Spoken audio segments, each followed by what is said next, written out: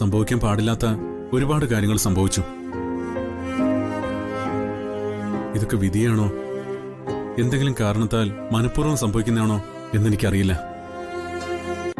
നമ്മുടേതല്ലാത്തൊരു കുഞ്ഞിന്റെ അച്ഛനും അമ്മയും നമ്മളിപ്പോ.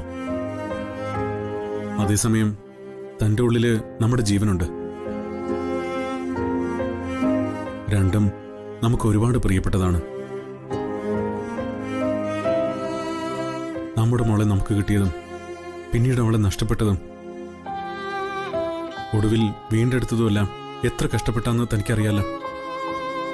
സച്ചേട്ടാ, നമ്മുടെ ജീവിതത്തിൽ നമ്മൾ സ്വപ്നങ്ങൾ കണ്ടു തുടങ്ങിയത് നമ്മുടെ മോളെ കിട്ടിയതിനു ശേഷം.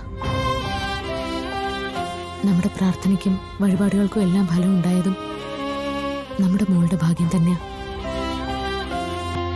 പ്രതീക്ഷകളൊന്നും ഇല്ലാതിരുന്ന നമ്മുടെ ജീവിതത്തിൽ പുതിയ പ്രതീക്ഷകൾ തന്നതും നമ്മുടെ മോള.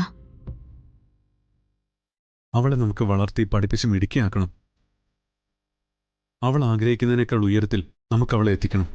അന്ന് ആ പള്ളിയുടെ നടയിൽ വെച്ച് ഞാൻ അവളെ കണ്ടില്ലായിരുന്നെങ്കിൽ അവളുടെ ജീവിതവും നമ്മുടെ ജീവിതവും വേറൊന്നാകുമായിരുന്നു.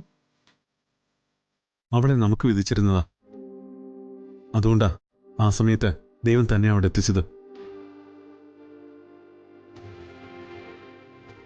അല്ലെങ്കിൽ പിന്നെ ആ ഭിക്ഷക്കാരി കുഞ്ഞിനെ കൊണ്ട് പള്ളിയുടെ മുറ്റത്ത് വരേണ്ട കാര്യമുണ്ടായിരുന്നു? ഇതൊക്കെ സംഭവിച്ചത് എന്തിനാണെന്ന് ചോദിച്ചാൽ അതിനൊറ്റ ഉത്തരവേ ഉള്ളൂ.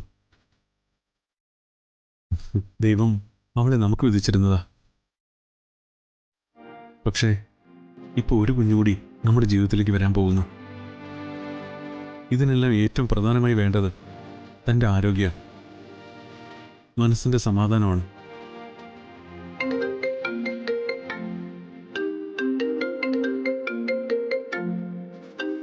അഡ്വക്കേറ്റ് കൃഷ്ണഭദ്രൻ സാറേ. ഹലോ സാറേ. ആ സച്ചി, നാളെ രാവിലെ 11 മണിക്ക് ജഡ്ജിയുടെ വീട്ടിൽ അനൂപിനെ ഹാജരാക്കും. അത് പറയാനാ ഞാൻ വിളിച്ചത്. അവിടുന്ന് ജാമ്യം കിട്ടില്ല സാർ? ജാമ്യം കിട്ടും, ആ കാര്യത്തിൽ ഒരു സംശയമില്ല. പോലീസ് കസ്റ്റഡിയിൽ ആവശ്യപ്പെടില്ല. പക്ഷെ ഒരു കാര്യമുണ്ട്. എന്താ സാർ? ജാമ്യം കിട്ടിക്കഴിഞ്ഞാൽ പിന്നീടുള്ള കാര്യങ്ങൾ നിങ്ങളുടെ കയ്യിലാണ്. അത് നിങ്ങൾ നോക്കണം. അതൊക്കെ ഞങ്ങൾ ഏറ്റു. ജാമ്യം കിട്ടിക്കഴിഞ്ഞാൽ ചെയ്യേണ്ട കാര്യങ്ങളൊക്കെ ഞങ്ങൾ തീരുമാനിച്ചിട്ടുണ്ട്. അപ്പൊ ശരി, നാളെ കാണാം. ആ ശരി സാർ.